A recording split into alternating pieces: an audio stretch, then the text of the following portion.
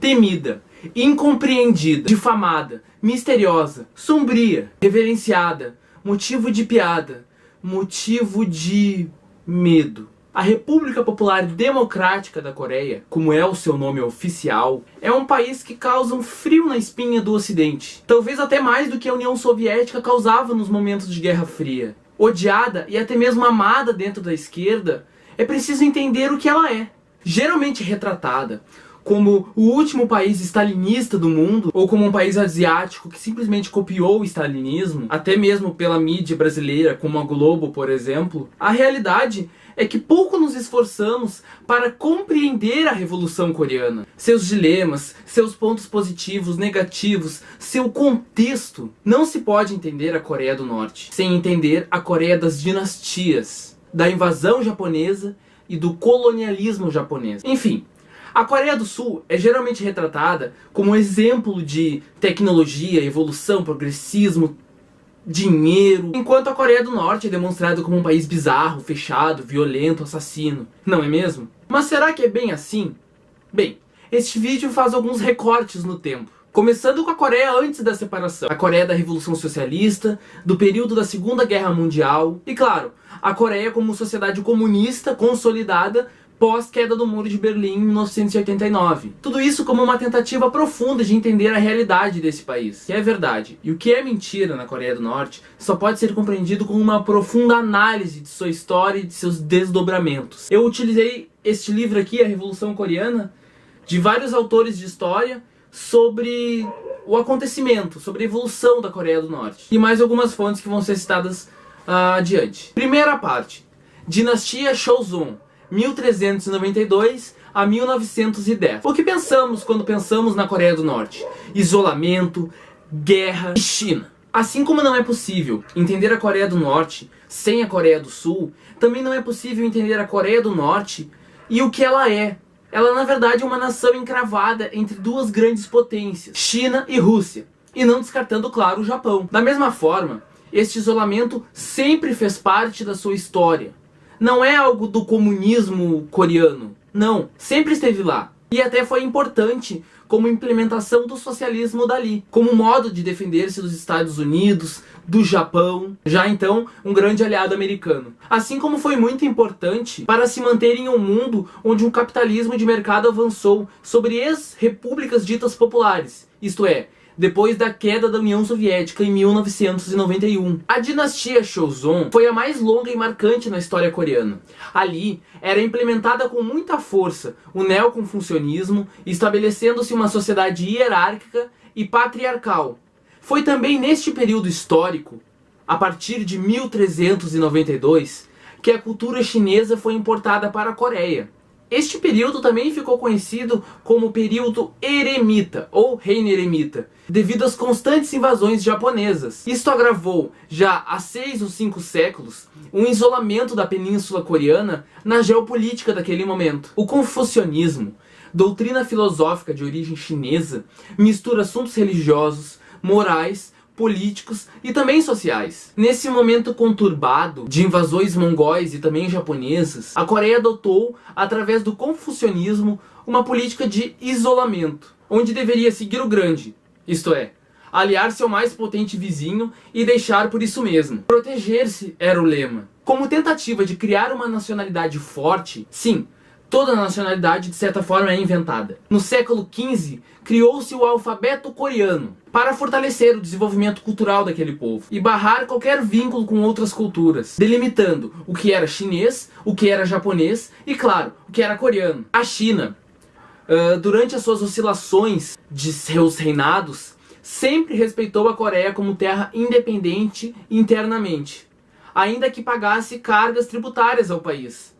A dinastia Joseon foi uma forte aliada da chinesa Ming, que estava longe de ser uma exploradora da Coreia, servindo mais como pagamento simbólico, de modo a garantir um pacto entre ambas as dinastias. Essa relação entre China e Coreia é fundamental para se compreender tudo o que vai acontecer no século XX, contando com o equilíbrio de poder entre a monarquia e a aristocracia Yangban.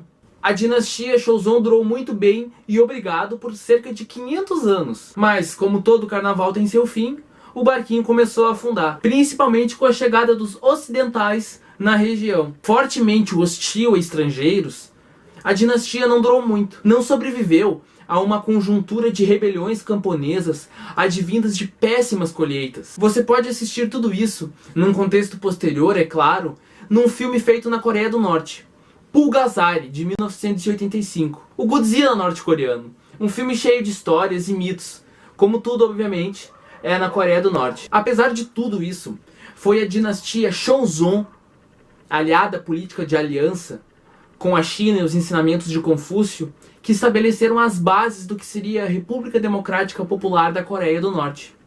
2.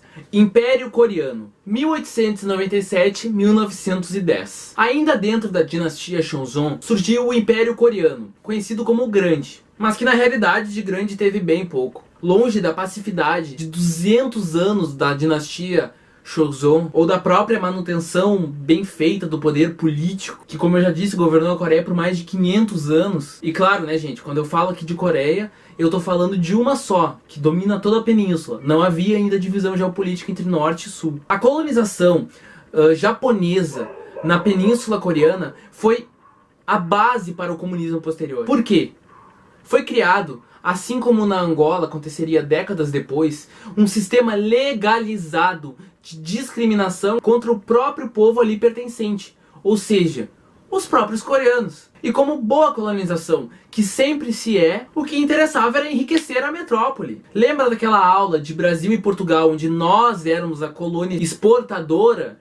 Então é a mesma coisa. Só que aqui nesse contexto, a Coreia era o Brasil e o Japão era Portugal. Mas referências à parte, esse sistema era bem diferente do que aconteceu aqui. Para entender melhor isso, você pode assistir a um filme norte-coreano chamado Sal, de 1985, que tem esse nome por causa de uma passagem bíblica. Sim, bem bizarro. E foi muito elogiado no exterior pela sua história impactante do colonialismo japonês na península. Todas as particularidades do socialismo norte-coreano e das leituras marxistas sobre o país têm muita fundamentação no que vai ocorrer no colonialismo japonês. E aqui já entra a própria história da União Soviética, no caso a Rússia. Porque é somente através da vitória do Império Japonês contra o Império Russo em 1905 que a colonização japonesa é de fato efetivada. Quando o Japão vence a Rússia, que por sinal foi a primeira vez na história moderna que um exército asiático venceu um exército europeu, é ali,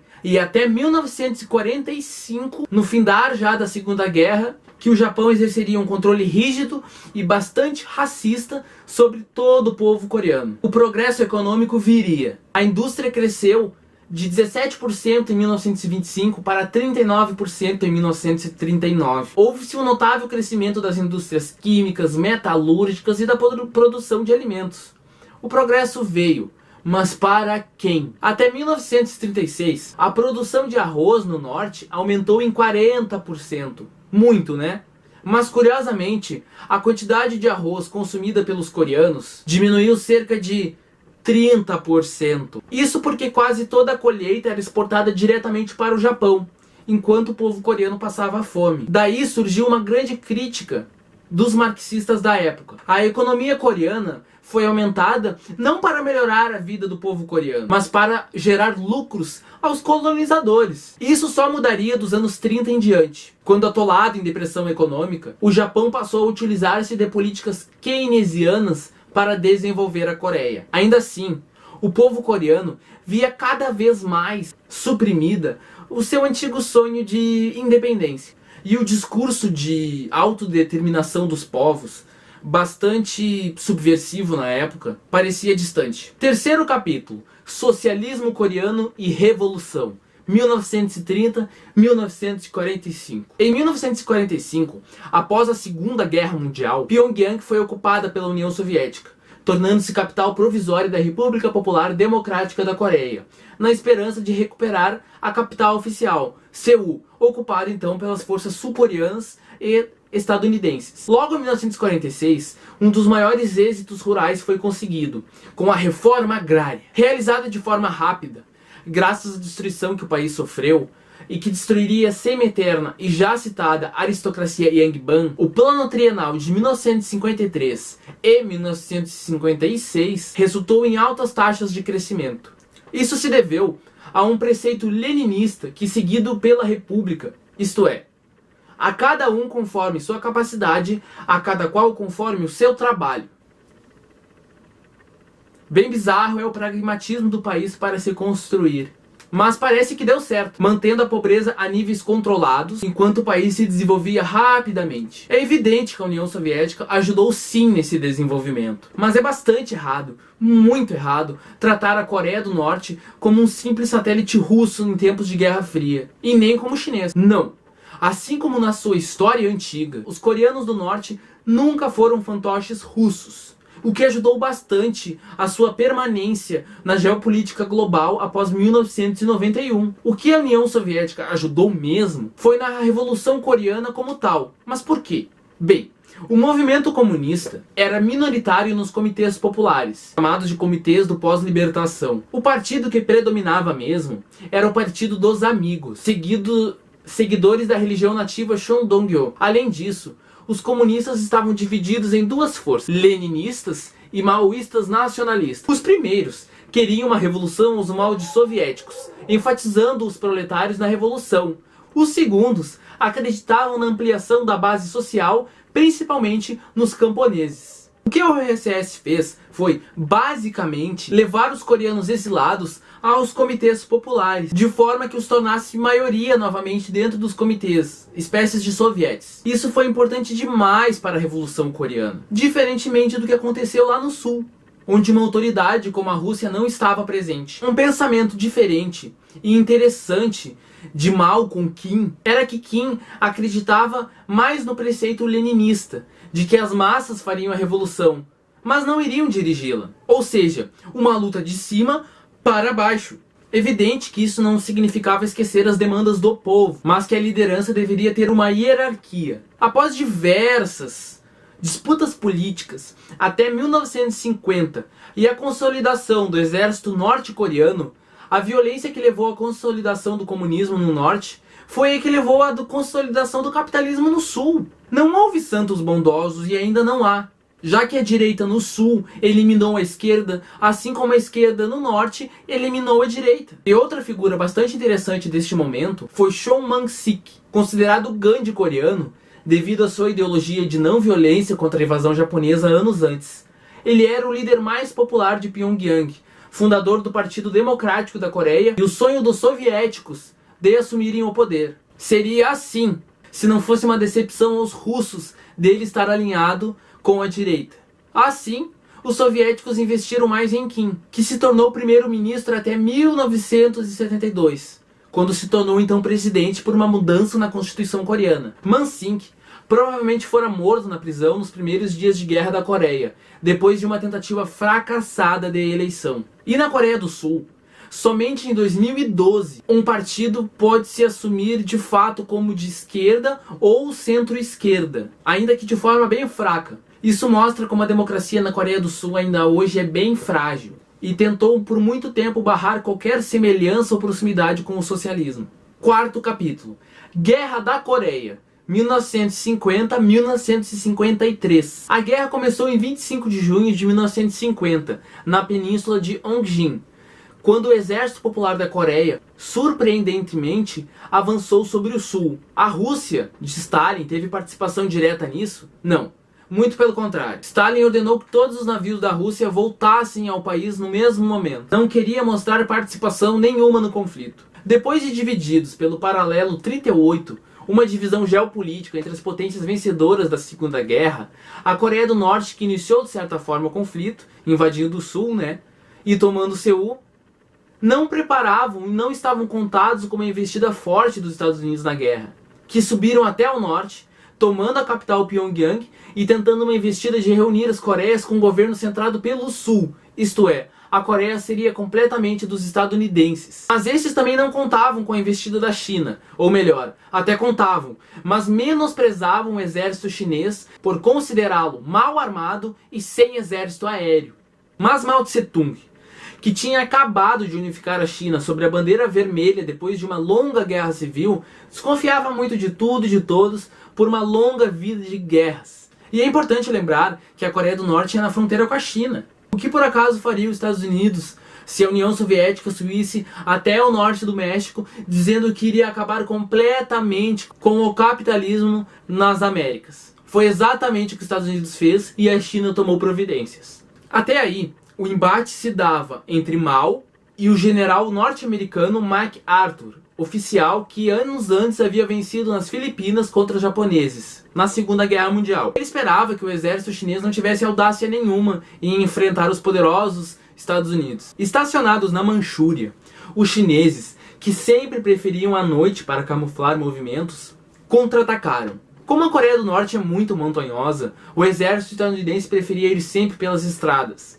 Já o chinês ficava sempre nas alturas e ia escalando as montanhas, observando sempre tudo de cima. Muitos historiadores norte-americanos dizem que a estratégia de Mao Tse-tung foi lidar com a arrogância e a prepotência de MacArthur, porque ele tinha certeza que seus equipamentos eram superiores e de que isso faria vencer facilmente. Assim, os chineses atrairiam os norte-americanos para o profundo território norte-coreano e os empurrariam de volta ao sul.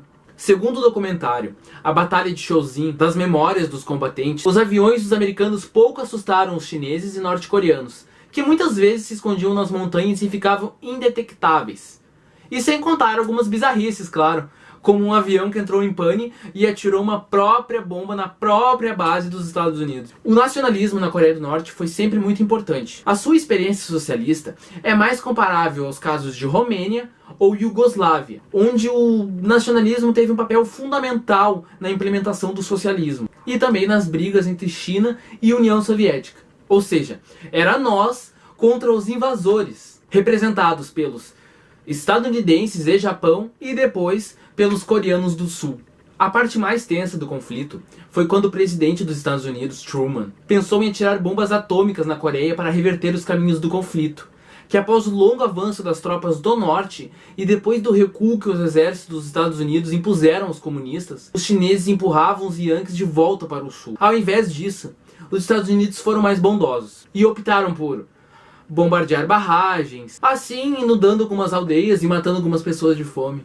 Suspensa apenas em 27 de julho de 1953, foi a primeira guerra não vencida por Washington, mesmo que, pasmem, tivesse atirado mais bombas do que toda a Segunda Guerra. Aí nascia a DMZ, ou seja, Zona Desmilitarizada, uma zona tampão de 4 quilômetros entre as tropas do Sul e do Norte, assinada na ONU, entre China e Coreia do Norte com os Estados Unidos.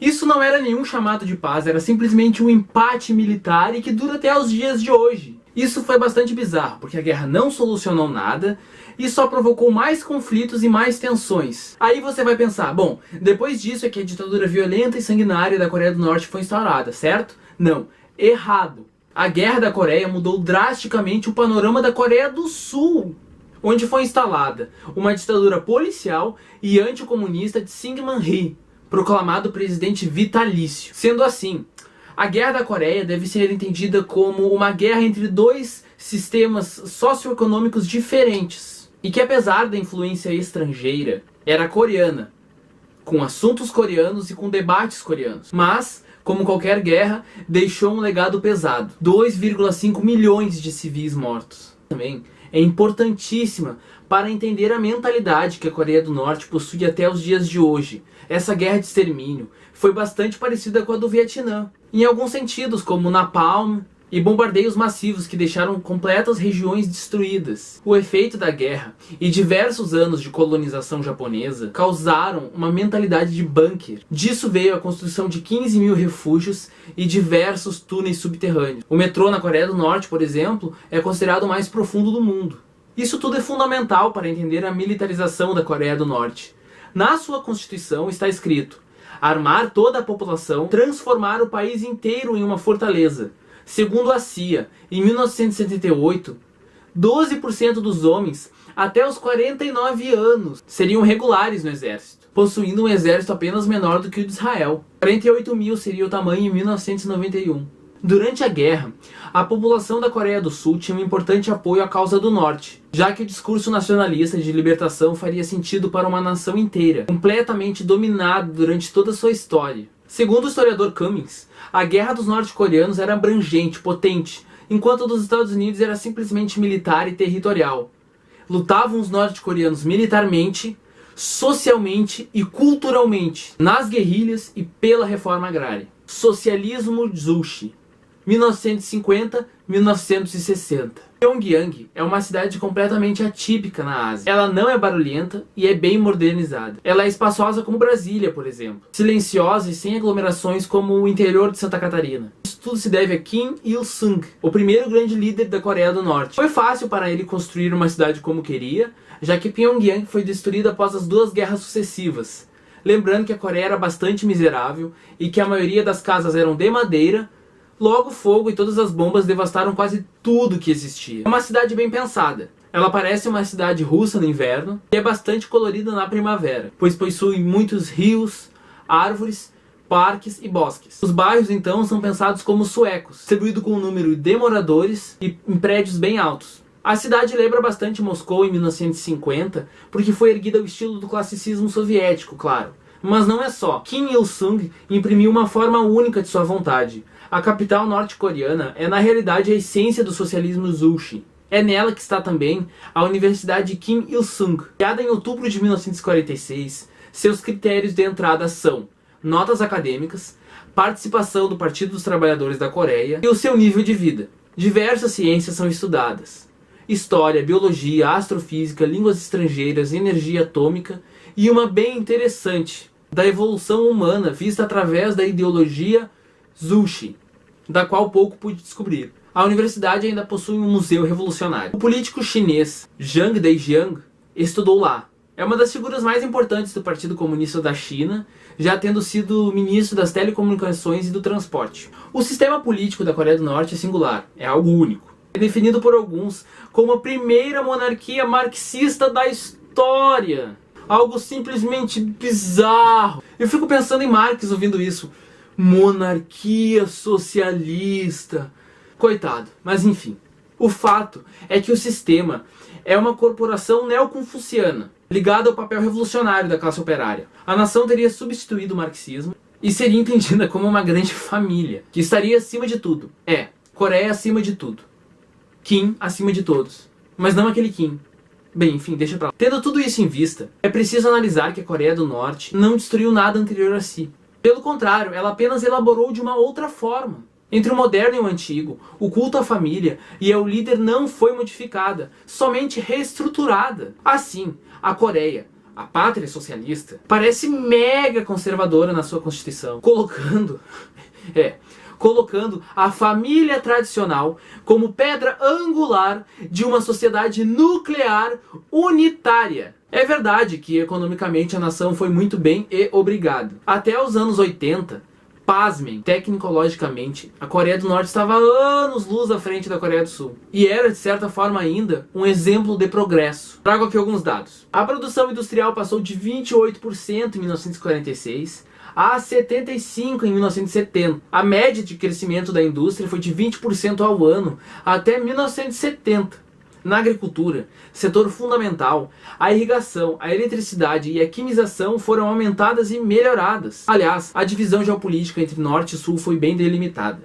Sempre, em toda a sua história, o Sul produzia alimentos e produtos têxteis, ou seja, todos os tipos de bem de consumo. Já o Norte, por sua geografia, era provido apenas de mineração. O Norte era menos fértil que o Sul, por sua região fria e montanhosa. E o Sul produzia até 1945 65% dos alimentos na península. Enfim, é óbvio que também aconteceram oposições dentro da esquerda norte-coreana. Nem sempre foi Kim que mandou em tudo, não. E como um bom stalinista, os expurgos também aconteceram. A chamada facção Yan-an foi completamente desmembrada e em 1959 teve-se que realizar uma nova eleição para a Assembleia, já que os altos escalões tinham sido quase completamente esvaziados. Após a morte de Stalin, Kim via com perigo a desestalinização acontecida na União Soviética por Khrushchev e fez de tudo para evitar algo parecido em seu país. Rápida análise das disputas, problemas e modernização. 1970 até os dias de hoje.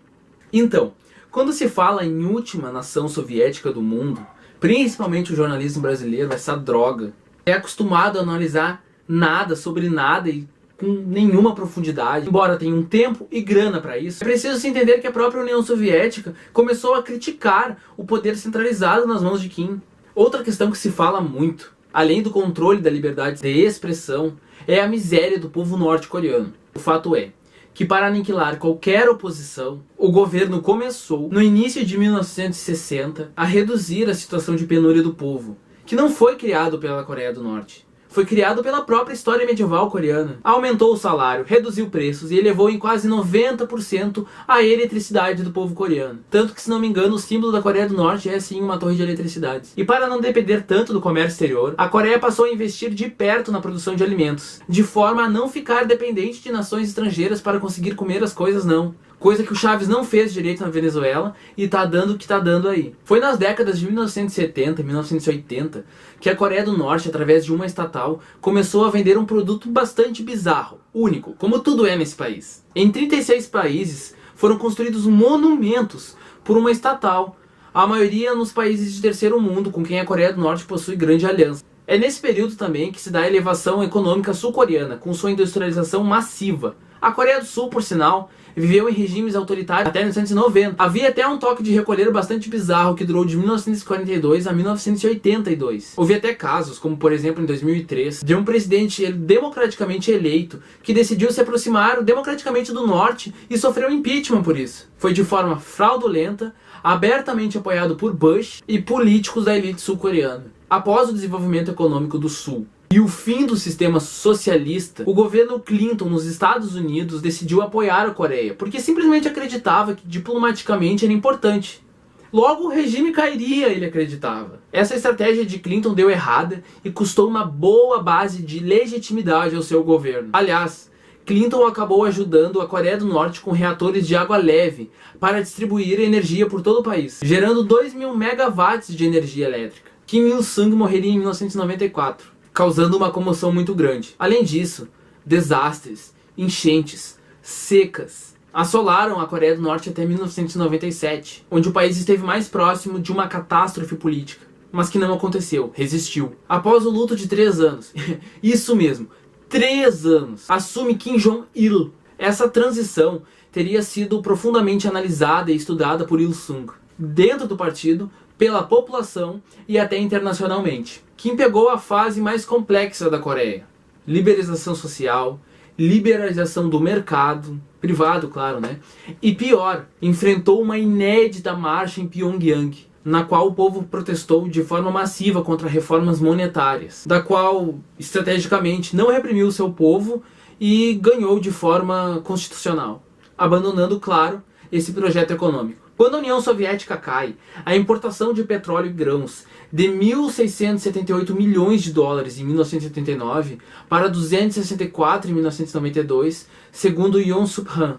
Tudo isso fez com que no final do século o povo coreano começasse a contrabandear roupas chinesas, o que gerou uma moda bastante interessante e vintage no país. Reparem como o povo coreano se veste muito bem, uma espécie de vintage pop, sei lá. Além disso, muitos norte-coreanos que fugiram para o sul reclamaram de sofrer preconceito pela sua forma de fala, por seu estilo de vida e até pela forma de se organizar socialmente. Algo bastante importante agora. É certo que, apesar de todas as bizarrices do governo norte-coreano, a mídia, não só a brasileira, a internacional, não faz muito caso de se aprofundar na Coreia do Norte. O exemplo socialista sempre precisa ser demonizado. Além disso, é claro, existe a dificuldade em entrar no país. Mas isso também é algo que vem mudando durante os anos. Mas a tentativa, sempre forçada, de tentar colocar a Coreia do Sul como exemplo de desenvolvimento e também de prosperidade precisa ser derrubada. Basta estudar a desconhecida favela de Guryong, no coração bilionário de Seul. A limpeza de pobres feitas pelo aparato repressivo da polícia sul-coreana nas Olimpíadas de 88 e o alto índice de suicídio no Sul, pela alta competitividade em setores de sucesso a qualquer custo, muitas vezes não é tocada pela mídia brasileira e internacional. Aliás, você sabia que existiam grandes favelas no Sul? É claro que não. E esse aparato militar, que começou na Coreia do Norte, ele só aparece em 1994, quando a Constituição coreana é mudada para se tornar uma grande potência nuclear. O que estava acontecendo nos anos 90 e viria a acontecer também no início dos anos 2000? Ora, invasão do Afeganistão, invasão da antiga Iugoslávia, a guerra na Bósnia e a típica invasão do Iraque. Então a Coreia do Norte estava se preparando para não se tornar só mais um país invadido e destruído pelos norte-americanos. Isto é, os Estados Unidos. Enfim, o fato é que a Coreia do Norte desafia o atual mundo globalizado, com uma população disciplinada e diferenciada. Essa República Popular, que tanto contrariou o socialismo no século XX, segue contrariando o capitalismo global no século XXI. Ainda que tenha retirado recentemente de suas partes públicas imagens como de Marx, Lenin e Stalin. A morte de Kim Jong-il, causada segundo fontes oficiais por fadiga ao trabalho pelo povo excessivamente, levou ao poder o carismático líder Kim Jong-un, que parece trazer novamente o estilo popular de seu avô. Jong-un não teve o mesmo trabalho popular realizado pelo seu avô para o seu pai, mas vem surpreendendo o Ocidente e a própria Coreia.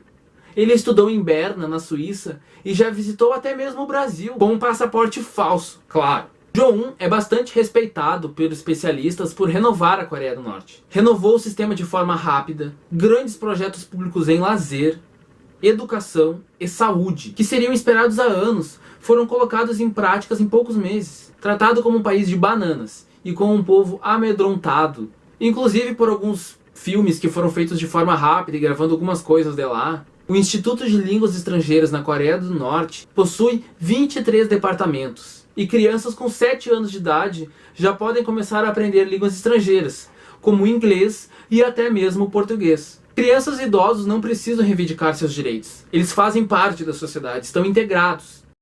Integrados também a uma saúde universal ao estilo cubano. Há até o exemplo do Hospital Infantil de Ocrio, da qual deixarei o link do vídeo aqui embaixo. O hospital possui uma hospitalidade bem diferente e uma pediatria bastante progressista. Peculiar, claro, mas bastante próximo de todas as crianças. Essas possuem ótimas aulas e até lugares de lazer e diversão.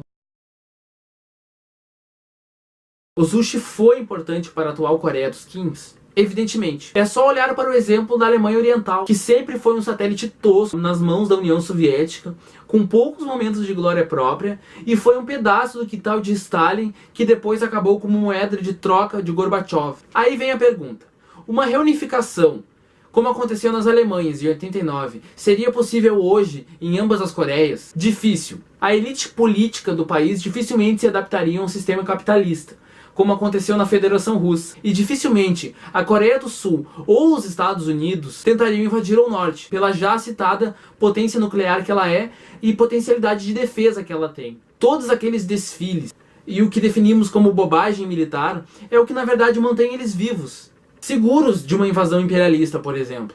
Aliás, é isso que está em jogo nas alianças e nos encontros de Kim e Donald Trump. Diferente da Venezuela ou até mesmo de Cuba, a Coreia do Norte tem uma proteção própria, uma independência e uma autodeterminação em si, o que mantém uma estabilidade ao país, evitando parafernálias como as que Trump impõe aos venezuelanos e que há décadas destroça qualquer motivo ou desenvolvimento cubano.